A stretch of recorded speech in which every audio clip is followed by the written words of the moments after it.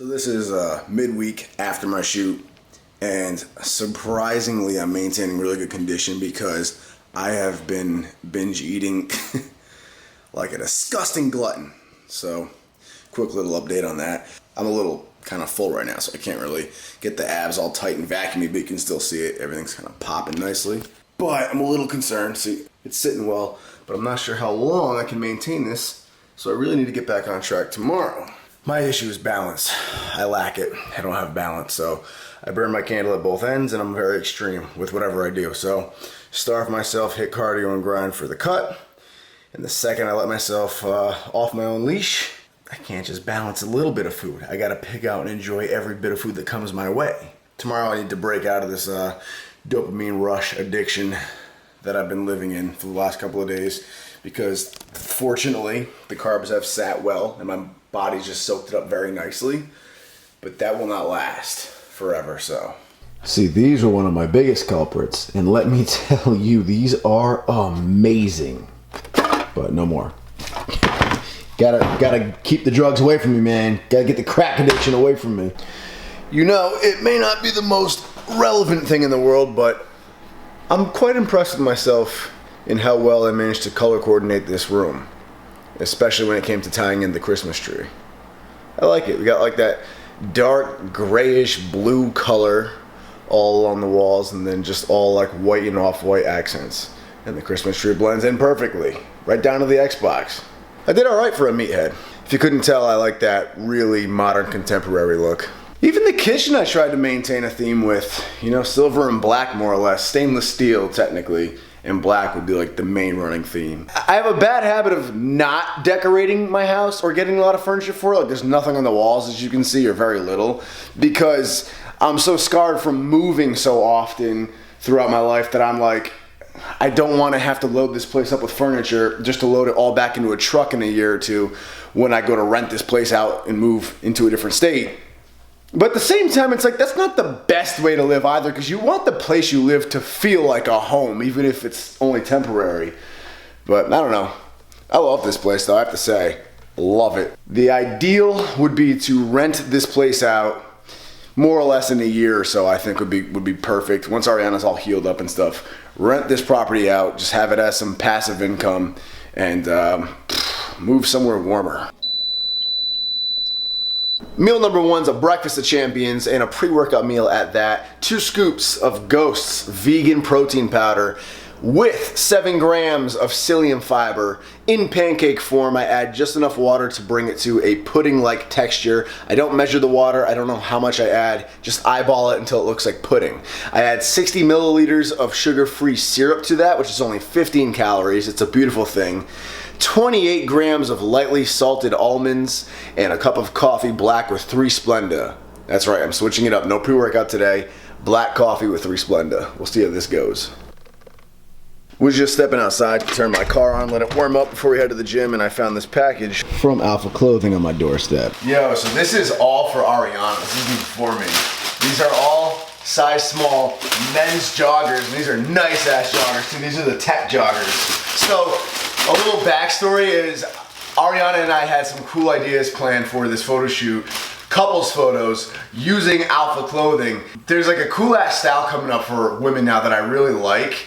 It's where like women are wearing kind of looser fitting, larger cut things, but still in a very feminine way. So Ariana's been actually doing it, and it works perfectly. It works especially for women with like wider hips. So she's been rocking like the size small men's joggers, and like she'll wear like a crop top with them, and it's actually like a really cool, edgy, badass look in my opinion. I hit them up days before the shoot. It was my own fault. They told me probably wouldn't be able to get them out in time for the shoot because they were slammed with Black Friday and Cyber Monday. Totally understandable. The shoot came and went, and these came right after, obviously, but we can still do something really cool with these in the future, I think. This is badass. So this is day 4 of week 1 of my lean strength power building program. Today's bench day. First time touching the flat bench in months, really, since my 405 bench press at 182. But man, my shoulder reared its ugly head again. I told you guys before, I started getting this gradual discomfort in my shoulder, and I thought it was bicep tendonitis pulling my shoulder out of position at one point, and it still might have been that at the start, but now it's just whenever I flat bench with a barbell, I start getting this pain in my front delt and right into like my collarbone area. There was never one workout where anything just snapped and suddenly it hurt. It was all very gradual, and it doesn't hurt when I incline press, it does not hurt with dumbbells, and I can even overhead press fine. So I really think it's a muscular imbalance somewhere. I think it's something that needs to be addressed with mobility and perhaps strengthening up a weak, imbalanced area. I just need to identify what it is and work on it, because obviously I've benched really heavy with no issues. So this is just kind of annoying, but it's just that flat barbell bench position. So what I'm gonna do is, instead of risk injury, I'm gonna try to address that and fix that with mobility. In the meantime, I'm gonna swap the bench press out for the overhead press, because I really have not spent any time building up my overhead press. So I'm gonna follow my exact training protocol that I'd use for my bench, same percentages, same RPE, with the overhead press, standing overhead press, and see if I can peak that to a new PR this training cycle. So OHP time, let's go.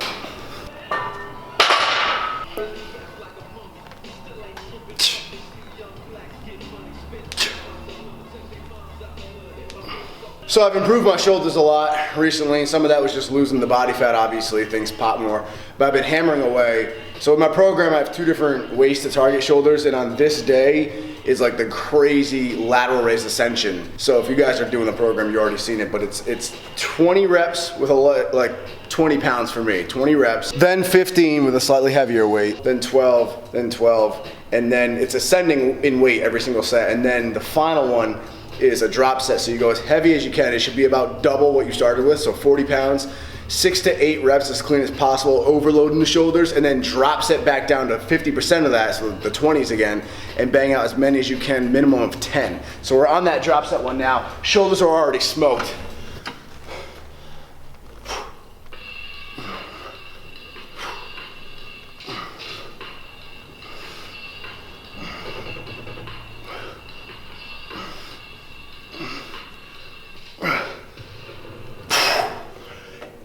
And after all the sets before that, your shoulders should be pretty smoked. Meal number 2, post-workout, 5.5 ounces of boneless, skinless chicken breast, 2 slices of Kraft Singles cheese, 40 grams of guacamole, and 85 grams of lettuce with 15 milliliters of virgin olive oil, extra virgin olive oil. Solid meal. Meal number 3 won't be had for a little while, but I need to run out of the house. It's now 4 p.m., so I packed it. Try to eat it later, 6, 7, 8 p.m. This is 6 ounces of boneless, skinless chicken breast, 120 grams of long grain enriched white rice, 85 grams of green beans with 7 milliliters of extra virgin olive oil sprinkled on top. And I may put some like extra mustard on top or something like that, just to spruce the flavor up later on. So taking this one in the Tupperware to go. Oh, and if you're curious as to why I don't just get food and track it when I'm out, still packing like old school, you know, early 2000s era bodybuilding days, it's simply because I don't have the self-control to track external food right now, just because of like the last few days of cheating and like going off the charts with like the excess of fun foods. It's just to celebrate the end of the diet. I'm still kind of like in that craving my fix of dopamine rush via food mode right now. So I need to really apply discipline to get back on track for these next few days. Once I'm in the flow of this and this becomes like habit again and I got like the cheat cravings out of my system again, then I'll be good to like just track when I leave the house and, you know, makeshift there. But for now, making these meals ahead of time, keeping them structured, just really helps me stay on track. So the final meal of the evening is going to be 5.5 ounces of boneless, skinless chicken breast, yet again, 120 grams of white rice, yet again, 42 beautiful grams of lightly salted almonds, your lifesaver during a diet soda, in my case, diet orange soda. I love it. I do. And water. Pro tip, if you have a water jug like I do for 24/7 carry, sip out of a glass when you eat, otherwise you'll make the mouth of your water jug really gross really fast. So this wraps up our entire day of eating with 2,100 calories on the dot, much better than 1,990. 220 grams of protein still, 120 grams of carbohydrates, although 25 grams of that is fiber. Still count your fiber, track your fiber. 82 grams of fat. And that is what we are beginning this reverse diet on. Thank you so much for watching. Give the video a thumbs up if you've liked the amount of camo that's been worn in it. And I will see you in the next video. Okay. This is my last cheat meal.